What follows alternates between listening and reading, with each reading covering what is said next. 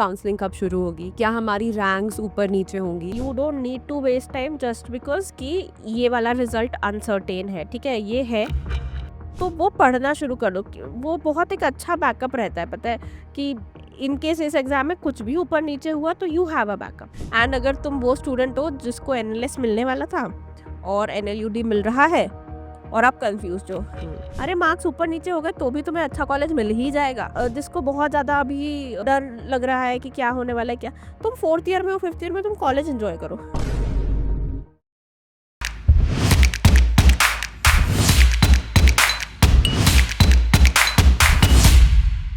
Hi guys, welcome back to the YouTube channel of legal age after college. मैं हूं मानसी मैं हूँ Arpita.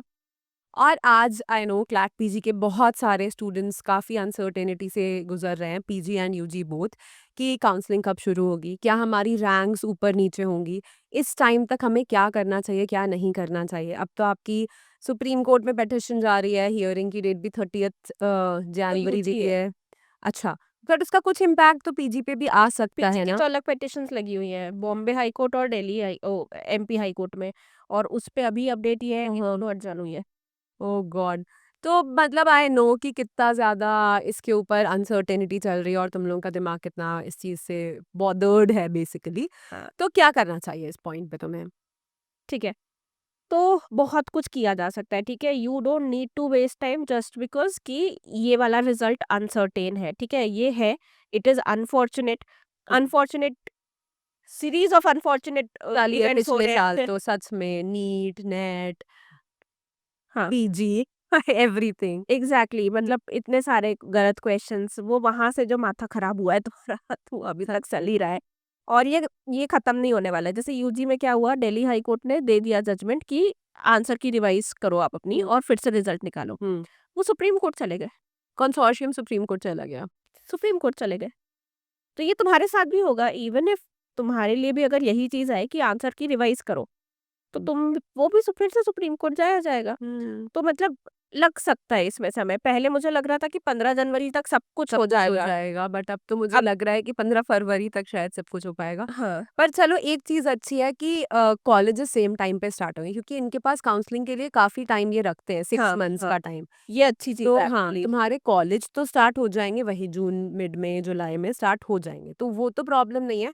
But जब तक ये एप्रीहेंशन है हम्म, कि अगर रैंक चेंज होगी हम्म, तो क्या होगा, तो मुझे मिलेगा ये कॉलेज या नहीं मिलेगा। तो देखो, अगर तुम्हारी रैंक उस रेंज में है कि वो ज्यादा ऊपर नीचे नहीं जाने वाली है, हाँ, तब मतलब तो यू आर श्योर कि अगर चेंज हुआ तो नंबर बढ़ेंगे, हम्म डरने की तुम्हें कोई बात कोई नहीं है। बात नहीं है। या अगर तुम्हें लग रहा है कि चेंज हुआ भी तो मेरे 1-2 नंबर घटेंगे, या मतलब कुछ बहुत मीनियल सा चेंज आएगा तुम्हारे स्कोर पे, तो भी ठीक है, तो भी तुम्हें डरने की बात नहीं है, क्योंकि जो तुम्हें कॉलेज चाहिए अल्टीमेटली तुम्हें वो मिल जाएगा, राइट। पर अगर तुम वैसे हो जिसे लग रहा है कि अगर कुछ रिवाइज हुआ तो तुम्हारा फंस सकता है कहीं ना कहीं, in that situation keep on studying. Yes, मतलब इस टाइम पे, और मतलब देखो पढ़ने का तो नुकसान है नहीं, है ना। There is no downside to studying. CUET PG के फॉर्म्स आउट हो चुके हैं, आईआईटी खड़गपुर के आउट हो चुके हैं। आईएलआई दिल्ली अभी नहीं आया है आई शायद। दिल्ली थोड़ा लेट आता है, हाँ। हाँ, तो उसके अभी नहीं आए हैं। हम्म।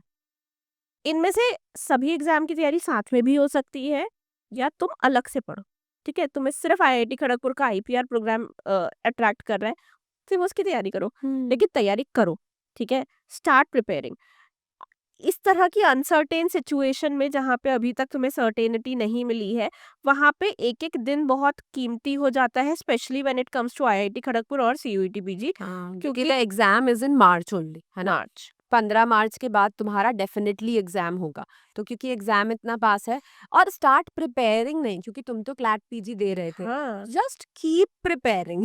I mean don't stop what you were doing, keep revising, keep reading, पढ़ते रहो। जो कुछ नए सब्जेक्ट्स हैं जो आते हैं इन एग्जाम्स में, उनको पढ़ लो, और जो पहले से पढ़ा है उसको रिवाइज करते रहो। क्योंकि मोटे मोटे देखो तुमने 20 एक सब्जेक्ट्स पढ़े हुए हैं, हम्म। तुम्हें आता है ना।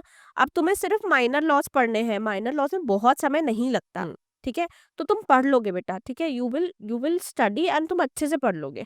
तो वो पढ़ना शुरू कर दो। वो बहुत एक अच्छा बैकअप रहता है, पता है कि इन केस इस एग्जाम में कुछ भी ऊपर नीचे हुआ तो you have a backup. Yes, yes. So keep on doing that, ठीक है। फिर वो बच्चे जिनको पता है कि रैंक बहुत ज़्यादा ऊपर-नीचे नहीं होने वाली है ना, पर अभी तुम्हारे पास 6 महीने का टाइम है, तो हाँ। तुम्हें पता है क्या करना है। मैं बात कर रही हूँ उनकी जो ड्रॉपर्स हैं, जो कॉलेज में हैं, तुम्हारे पास तो already your plate is already full I think, है ना? तुम्हारे पास लास्ट सेमेस्टर्स की पेपर्स लिखने हैं, डिसर्टेशन लिखना है, ये करना है, वो करना है, बहुत चीज़ें, है ना? उनकी बात नहीं कर रही हूँ, but whosoever is a dropper and is waiting for hmm. This 6 months का period, start preparing for UGC NET. Yes, absolutely. Hmm. ये 6 महीने बिल्कुल बिना प्रेशर के दो, है ना? आराम से पढ़ो at your own pace. Start studying. देखो अगेन बहुत सारा सिलेबस ओवरलैप करता है क्लैट पीजी और यूजीसी नेट का, हुँ, पेपर 2 का, है ना? हुँ, तो बहुत सारी चीज़ें तुमने पढ़ी हुई है, रिवाइज़ करना शुरू कर दो। हुँ। जो नहीं पढ़ा है उसे पढ़ना शुरू कर दो। तो होगा ये कि 6 महीने तुमने अच्छी तैयारी कर ली, है ना? इसके बाद तुमने कॉलेज में एडमिशन ले लिया, जून-जुलाई में तुम्हारा एडमिशन हो गया। अब इसके बाद दिसंबर साइकिल में तुम्हारे पास सिर्फ रिवीजन करने के लिए रहेगा और कुछ भी नहीं, नथिंग। कुछ भी नहीं, है ना? तो दिसंबर साइकिल में बहुत ईज़िली तुम पेपर दे पाओगे और पेपर 1 भी अगर तुम पढ़ने लगोगे तो अल्टीमेटली तुम्हें एलएलएम में भी वो चीज़ हेल्प करेगी क्योंकि रिसर्च मेथोडोलॉजी वहाँ भी एक सब्जेक्ट है, वो आएगा तुम्हारे ही। काम आएगा।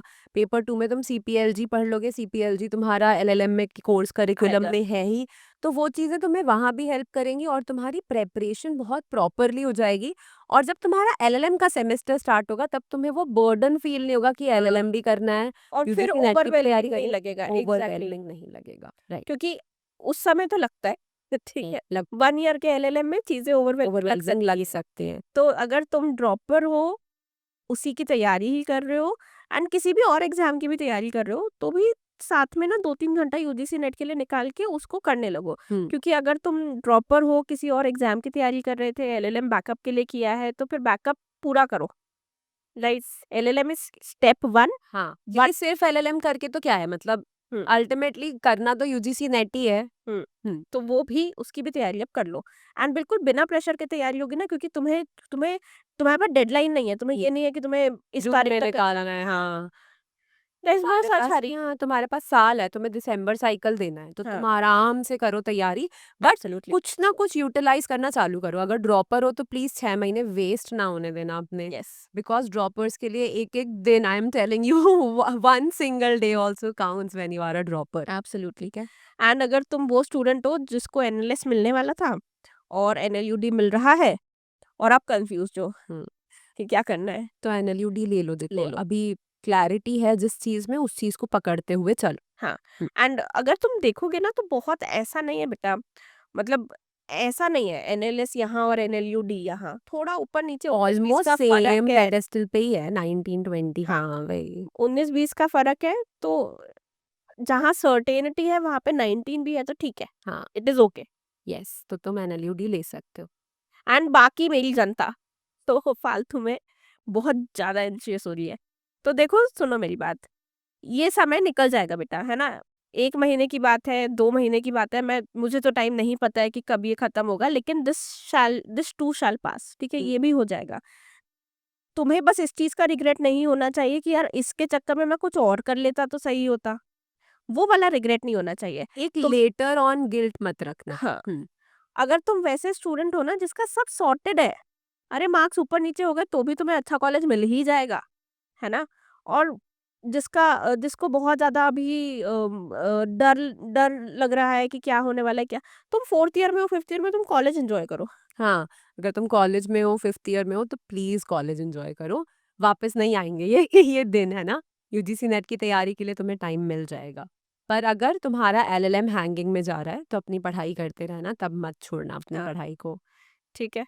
तो कोई भी अगर और कन्फ्यूज़न है, डाउट है, क्लैट पीजी के केसेस के ऊपर क्या अपडेट है, ये जैसे हमें पता चलेगा वैसे he will let you know. लेकिन अभी तक जहाँ तक पता है वो ये है कि जवाब माँगा गया है कंसोर्शियम से एंड इसीलिए मैटर अडजर्न्ड है। तो अब the ball is in their court. हमने यूजी में देख लिया है कि वो क्या करते हैं, ठीक है? तो लेट्स वेट एंड सी कि यहाँ क्या होता है, लेकिन उस इंतज़ार में अपना मेंटल स्पेस, मेंटल पीस खराब मत हैम्पर करो। मत करना, हुँ, है ना? Everything which will happen for good. Yes, ठीक है? ठीक है, ऑलराइट यूजीसी नेट के अगर तुम कोर्सेज़ वगैरह कुछ देखना चाहते हो, तो लिंक है डिस्क्रिप्शन बॉक्स में, वहाँ जाके देख सकते हो। बाकी अपना ख़्याल रखो, लाइक करो, शेयर करो, सब्सक्राइब करो, टेक खुश रहो। केयर, खुश रहो, बाय-बाय।